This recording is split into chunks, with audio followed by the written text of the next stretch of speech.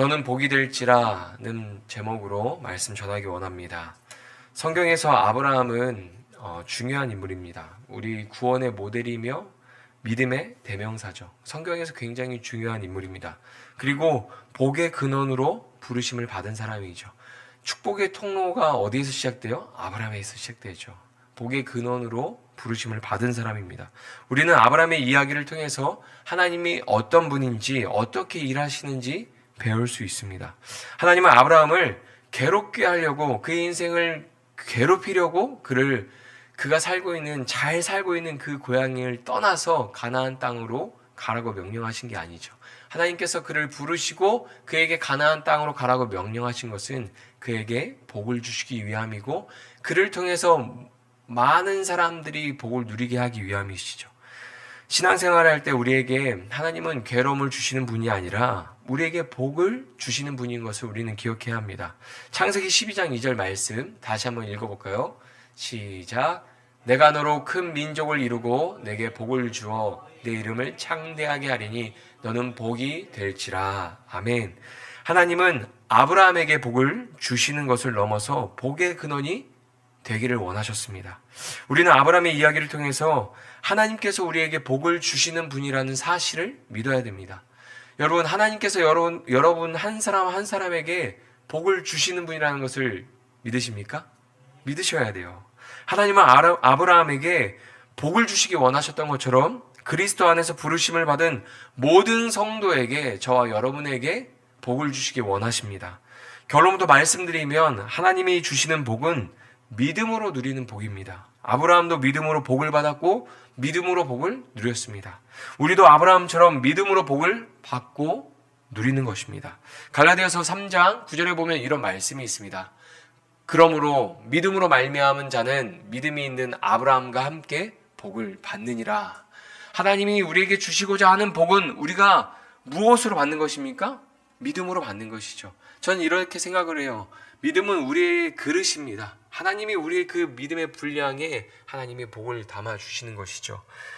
아브라함의 이야기를 통해서 하나님께서 우리에게 어떻게 일하시는지 오늘 이 시간 확인하는 시간이 되기 바랍니다. 우리가 믿음으로 하나님의 복을 받고 믿음으로 하나님의 복을 누린다고 말씀드렸잖아요. 근데 우리가 하나님이 주신 믿음으로 두 개의 산을 넘어야 돼요.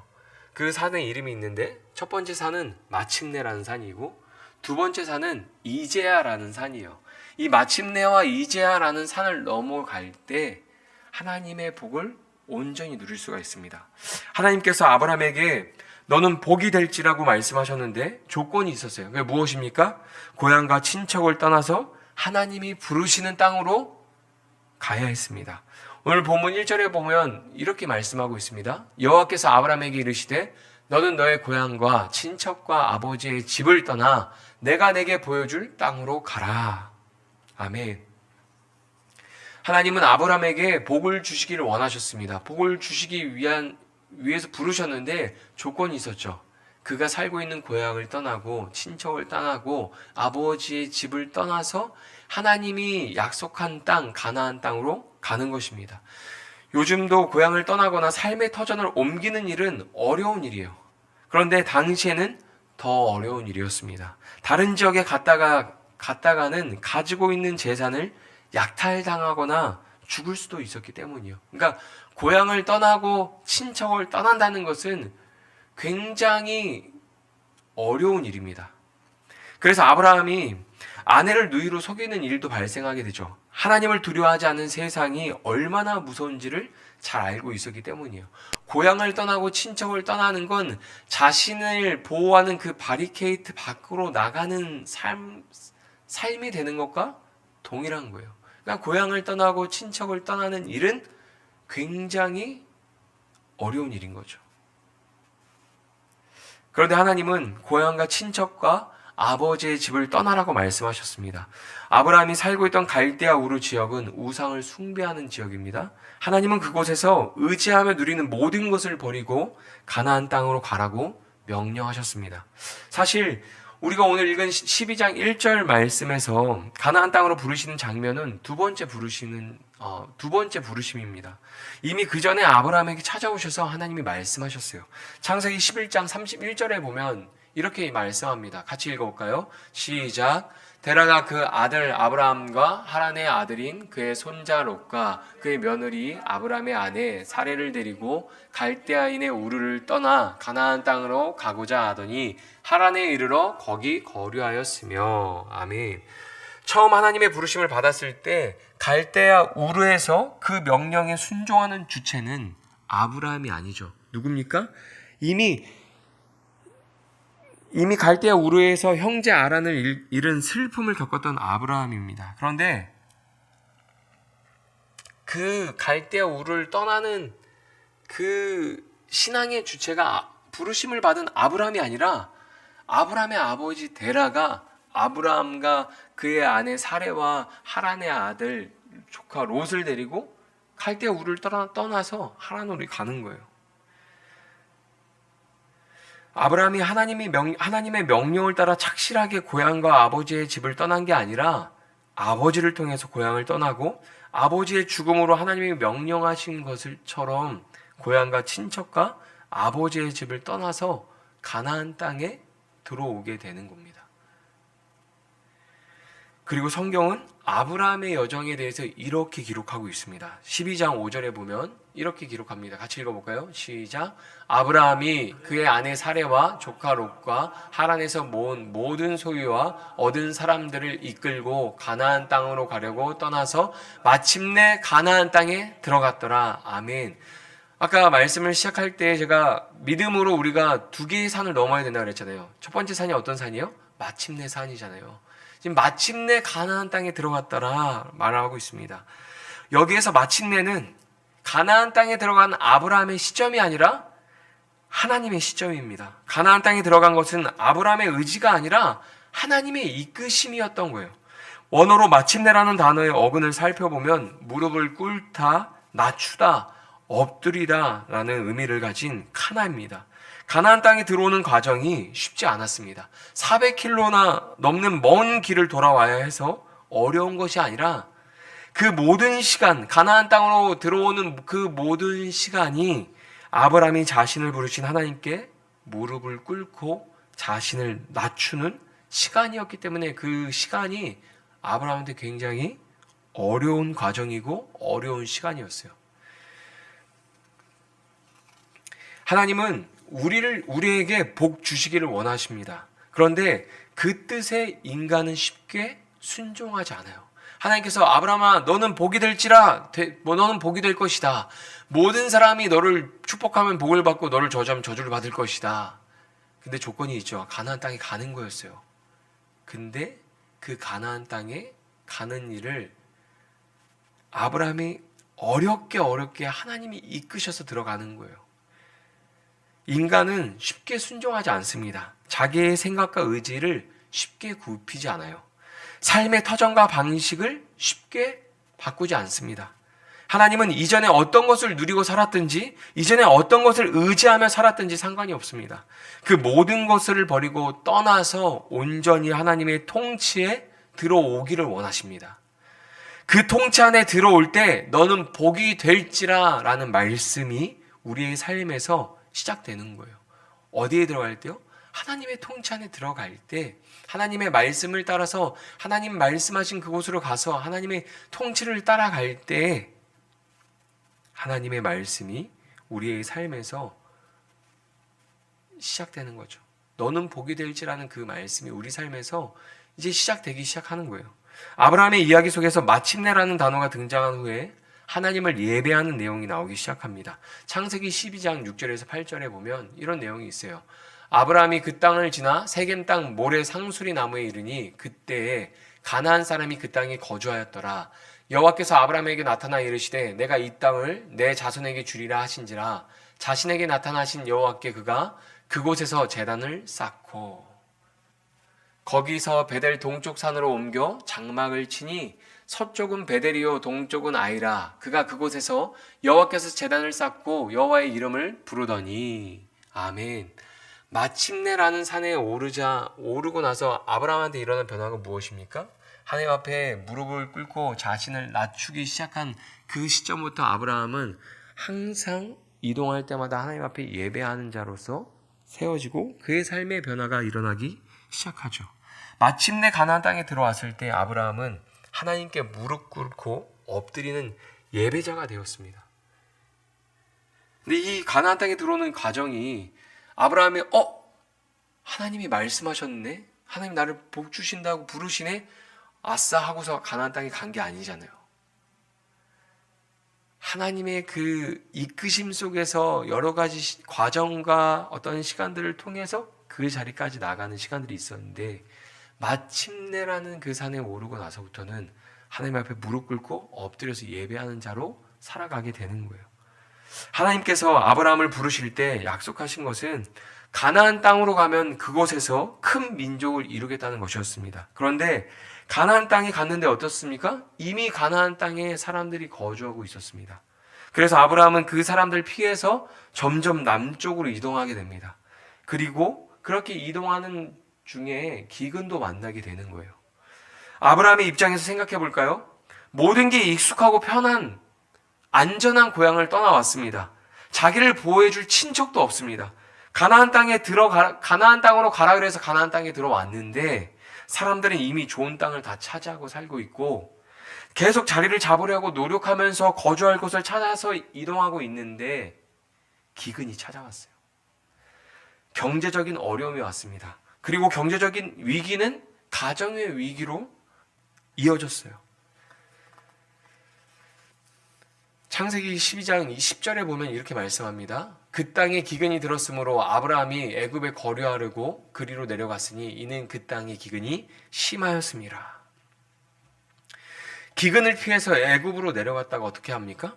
아내를 빼앗기게 돼요. 아브라함의 입장에서 한번 생각해 보세요.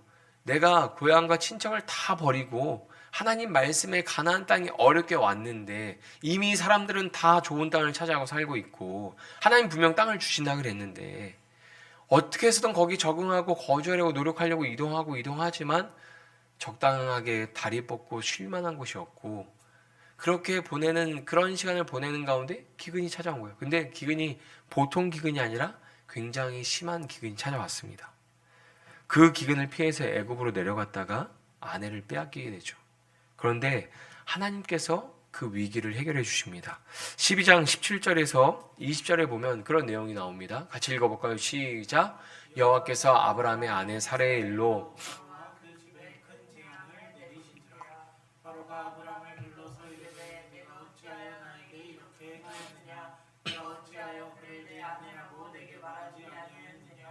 내가 어찌 그를 누이라 하여 내가 그를 데려다가 아내를 삼게 하였느냐. 내 아내가 여기 있으니 이제 데려가라 하고 바로가 사람들에게 그의 일을 명하매 그들이 그와 함께 그의 아내와 그의 모든 소유를 보내었더라. 아멘. 아브라함은 기근만 겪은 게 아니라 전쟁도 경험했죠. 아내를 빼앗겼던 일도 경험했지만 전쟁도 경험했습니다. 롯을 구하기 위해서 집에서 훈련시킨 318명의 그런 훈련된 사람들을 이끌고 가서 싸우기도 하죠. 가나안 땅에 들어와서 자리 잡고 많은 것을 얻었지만 그의 마음에는 여전히 두려움이 있었습니다. 하나님은 복을 약속하셨는데 여전히 가나안 땅에서 지내는 것 빼고는 아무런 약속도 이루어지지 않았기 때문이죠. 하나님을 의심하고 두려움이 찾아왔을 때 다시 하나님이 나타나셔서 아브라함과 했던 약속을 확인시켜 주십니다. 그게 창세기 15장 1절 말씀입니다. 이후에 여호와의 말씀이 환상 중에 아브라함에게 임하여 이르시되 아브라함아 두려워하지 말라. 나는 내 방패여 너의 지극히 큰 상급이니라. 아멘. 그리고 4절에서 6절에 보면 이렇게 말씀합니다. 여호와의 말씀이 그에게 임하여 이르시되 그 사람이 내 상속자가 아니라 내 몸에서 날 자가 내 상속자가 되리라 하시고 그를 이끌고 밖으로 나가 이르시되 하늘을 우러러 무별을 셀 수 있나 보라. 또 그에게 이르시되 내 자손이 이와 같으리라. 아브라함이 여호와를 믿으니 여호와께서 이를 그의 의로 여기시고. 아멘. 이후에도 아브라함의 시련은 어떻습니까? 계속 반복돼요. 그가 하나님을 의심하고 두려움 가운데 있을 때 하나님이 찾아오셔서 넌 반드시 너에게 자손이 있을 것이고 하늘의 별처럼 그 자손이 많게 될 것이다 라고 약속하셨는데 그 약속의 말씀을 듣고도 아브라함의 인생에서는 끊임없이 시련이 계속 반복됩니다. 하나님의 약속을 기다리지 못하고 하갈과 동침해서 이스라엘을 낳죠. 하나님을 신뢰하고 의지하기보다는 아브라함도 세상의 방법을 따라서 선택하면서 그냥 세상 사람들과 동일한 어떤 그런 모습들을 보이죠. 자녀가 없을 때 내 종이 나의 집안의 대를 잇기를 원합니다라고 이야기하거든요, 아브라함이. 근데 그게 당시 고대 근동 사회의 문화였어요. 자식이 없는 사람은 종을 그냥 자신의 재산을 물려주고 그 기업을 잇는 사람으로 종을 세웠습니다. 종이 없으면은 아니면은 그런 어떤 여종과 동침해서 여종을 통해서 나오는 그 자녀를 통해서 기업을 이어갔어요. 그러니까 지금 아브라함이 인생에서 가나안 땅에 살면서 그에게 어려운 일들, 시련은 계속해서 반복되죠. 그리고 그 시련 속에서 어떻게 합니까? 아브라함은 끊임없이 하나님을 신뢰하고 의지하기보다는 세상의 방법을 따라서 선택하는 일들이 아브라함에게도 있었죠. 그의 인생에서 반복되는 어려움을 통해서 그의 믿음이 연단되었습니다. 가나안 땅에서 지내는 그 시간 속에서 하나님에 대한 믿음이 자라나게 되었던 거죠. 이전에는 세상의 방법과 육체의 정욕이 그의 생각과 걸음을 움직였지만 하나님에 대한 믿음이 그 믿음의 연단을 통해서 믿음이 확장되고 자라나면서 믿음이 아브라함의 생각과 걸음을 움직이는 사람이 되게 되죠. 그래서 백세에 얻은 아들, 자신의 생명보다 더 귀한 아들 이삭을 바치라는 하나님의 명령에도 망설임 없이 순종하는 사람이 됩니다. 아브라함의 구원 여정과 믿음의 이야기는 이삭을 바치는 사건에서 절정에 이르는데 창세기 22장 2절에서 3절 말씀 같이 읽어보겠습니다. 시작. 여호와께서 이르시되 내 아들 내 사랑하는 독자 이삭을 데리고 모리아 땅으로 가서 내가 내게 일러준 한 산 거기서 그를 번제로 드리라. 아브라함이 아침에 일찍이 일어나 나귀의 안장을 지우고 두 종과 그의 아들 이삭을 데리고 번제에 쓸 나무를 쪼개어 가지고 떠나 하나님이 자기에게 일러주신 곳으로 가더니. 아멘. 하나님의 명령에 아브라함이 어떻게 합니까? 아침 일찍 순종합니다. 그리고 번제를 드리러 가는 길에 이삭이 아브라함에게 이런 질문을 해요. 22장 7절에서 8절에 보면 이삭이 그 아버지 아브라함에게 말하여 이르되 내 아버지야 하니 그가 이르되 내 아들아 내가 여기 있노라. 이삭이 이르되 불과 나무는 있거니와 번제할 어린 양은 어디 있나이까. 아브라함이 이르되 내 아들아 번제할 어린 양은 하나님이 자기를 위하여 친히 준비하시리라 하고 두 사람이 함께 나아가서. 아멘. 이삭이 생각해도 이상한 여정이었던 것 같아요. 재물이 없잖아요. 제가 만약에 아브라함이고 이삭이 아빠 그런데 불과 나무는 있는데 하나님께 드릴 재물은 어디에 있어요? 라고 저한테 질문하면 저는 당황했을 거예요. 그런데 아브라함은 하나님을 향한 신뢰가 굳건합니다. 그 재물을 바치러 가는 그 길에서도 하나님을 향한 신뢰가 굳건해요. 하나님이 번제로 바칠 양을 준비하실 것이다. 그렇게 말씀하죠. 그리고 산에 올라가서 이삭을 그 제단 위에 올리고서 칼을 들어서 이삭을 죽이려고 할 때 하나님의 사자가 여호와의 사자가 아브라함을 다급하게 부르죠. 아브라함아 아브라함아. 그 내용이 창세기 22장 10절에서 12절에 나옵니다. 같이 읽어보겠습니다. 손을 내밀어 칼을 잡고 그 아들을 잡으려 하니 여호와의 사자가 하늘에서부터 그를 불러 이르시되 아브라함아 아브라함아 하시는지라. 아브라함이 이르되 내가 여기 있나이다 하매 사자가 이르시되 내 손을 대지 말라. 그에게 아무 일도 하지 말라. 내가 내 아들 내 독자까지도 내게 아끼지 아니하였으니 내가 이제야 내 하나님을 경외하는 줄을 아노라. 아멘. 하나님께서 이삭을 바치는 아브라함을 붙들고 뭐라고 말씀하십니까? 이제야 내가 하나님을 경외하는 줄 아노라. 마침내 가나안 땅에 들어갔지만 이제야 하나님을 경외하는 사람이 된 것입니다. 굉장히 오랜 시간이 걸린 거예요. 아브라함이 이렇게 하나님이 인정하는 믿음의 자리까지 오는데 오랜 시간이 걸렸습니다. 사랑하는 가족의 죽음, 경제적인 위기, 가정의 위기, 전쟁과 많은 두려움을 겪으면서 그 모든 문제를 해결하고 도와주시는 하나님을 경험하면서 하나님을 신뢰하는 믿음을 가지게 된 것이죠.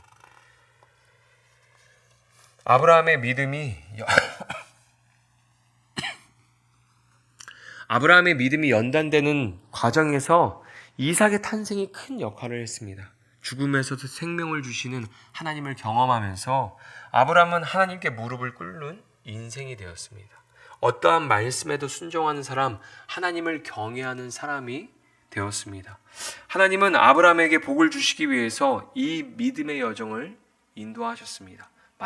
마침내라는 산에 오르고 그 다음에는 그의 신앙 여정을 끊임없이 하나님께서 간섭하셔서 이제야라는 산에 올라서 어떠한 말씀에도 하나님의 말씀에 순종하고 하나님을 경외하는 사람으로 하나님께서 세워가셨습니다. 사람들이 성경을 볼 때 아브라함을 굉장히 많은 복을 받은 사람으로 생각을 해요. 실질적으로 근데 많은 복을 받긴 했죠.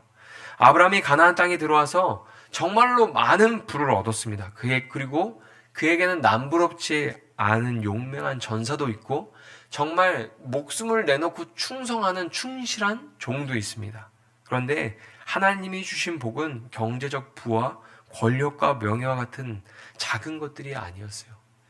창세기 15장 1절 말씀 다시 읽어볼까요? 이후에 여호와의 말씀이 환상 중에 아브라함에게 임하여 이르시되 아브라함아 두려워하지 말라 나는 내 방패요 너의 지극히 큰 상급이니라. 아멘. 아브라함은 믿음의 여정에서 인생의 방패가 되어주시는 하나님을 얻었습니다. 가나안 땅, 고향 친척 아비집을 떠나서 가나안 땅에 들어와서 마침내라는 산에 오르고 이제야라는 산에 올라서 네가 드디어 하나님을 경외하는 사람이 되었구나라는 그 말을 듣는 그 신앙의 여정 속에서 아브라함이 얻은 것은 무엇이냐면 그의 인생의 방패가 되어주시는 하나님을 얻었습니다. 그의 인생에서 하나님이 가장 큰 복이라는 것을 깨닫게 되었습니다. 하나님께서 주신 부귀영화와 자녀 이삭보다 하나님을 더 사랑하고 신뢰했습니다. 그 믿음으로 아브라함은 하나님의 말씀처럼 복의 사람이 되었습니다.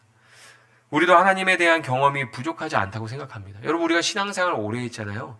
우리에게도 하나님에 대한 경험이 부족하지 않습니다. 우리 삶에서 하나님의 도우심과 살아계심과 전능하심을 우리는 많이 경험했습니다. 우리 삶 속에서 기도하면서 예배드리면서 수없이 우리 시간 속에서 말씀하시고 우리를 도우시고 우리의 삶 가운데 어려운 위기들을 해결해 주시면서 우리는 하나님을 많이 경험했습니다. 이제는 믿음으로 하나님의 통치를 따라 하나님을 경외하는 삶을 살아야 하는 것이죠. 마침내라는 산에 오르고 나서 교회 다니고 신앙생활 하시는 분들 중에 마침내라는 산에는 올라가지만 거기서 이제야라는 산에 올라가지 못한 사람이 굉장히 많아요. 예배는 드립니다. 예배는 중요하게 생각해요. 그런데 교회에 와서 예배 드리는 게 신앙생활의 전부인 사람이 저는 한국교회 안에 90% 이상이라고 생각을 해요. 마침내라는 산을 오르고 나서 하나님 앞에 무릎 꿇고 엎드려서 예배하는 사람이 됩니다. 그리고 기도하죠. 하나님 복을 주세요. 이제야라는 산에 올라가지 못하는 사람들이 굉장히 많은 거죠. 이제야라는 그 산에 올라가는 사람이 어떤 사람들입니까? 하나님의 말씀에 어떠한 말씀에도 순종하는 사람. 아, 하나님이 나에게 가장 큰 상급이고 복이구나. 내가 모든 것을 다 받았구나 라는 것을 깨닫는 사람, 그 사람이 복을 받은 사람이죠. 마침내라는 산에 올라가서는 거기서 예배드리면서 기도하면서 하나님 복을 주세요. 언제 약속을 지켜주실 겁니까? 끊임없이 그 기도를 반복하겠죠. 근데 이제야라는 산에 올라가면 이제 하나님을 다 경험하고 알아서 신뢰해서 어떤 말씀에도 다 순종하는 사람이 되는 거예요. 아, 내게 주신 복은 나에게 어떤 재정적인 복과 어떤 건강의 복이 아니라 하나님이 나에게 가장 큰 복이 되어주셨구나. 하나님이 나의 가장 큰 상급이 되어주셨구나. 하나님이 내 인생의 방패가 되어주신 것이 정말 내 인생의 가장 큰 복이구나라는 것을 깨닫는 사람이 하나님이 주시고자 하는 복을 온전히 깨닫고 누리는 사람인 것입니다. 하나님은 우리에게 복 주시기를 원하시고 우리가 복의 근원, 축복의 통로가 되기를 원하십니다. 그것은 믿음으로 누리는 것입니다. 그리고 그 믿음은 하나님을 가장 큰 상급, 가장 큰 복으로 여기는 믿음입니다. 하나님께서 아브라함의 그 신앙 여정 속에서 그의 믿음을 연단하실 때 그의 믿음의 자리가 이제야라는 산에 올라서 백세에 낳은 아들 이삭을 바치는데 어떻게 그 이삭을 바칠 수 있어요? 하나님이 가장 큰 상급이고 복이라는 것을 깨달았기 때문이죠.